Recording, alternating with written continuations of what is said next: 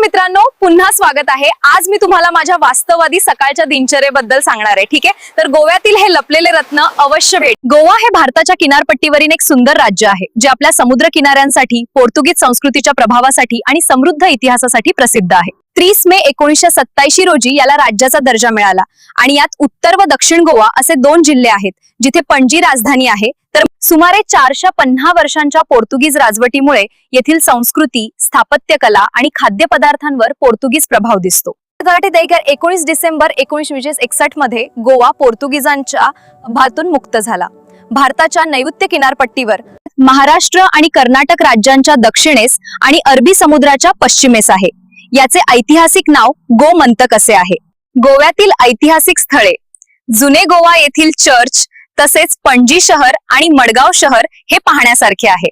हा व्हिडिओ पाहण्यासाठी खूप खूप आभार। असेच नवनवीन माहितीपूर्ण व्हिडिओ पाहण्यासाठी आमच्या चॅनलला लाईक आणि सबस्क्राईब करा। धन्यवाद।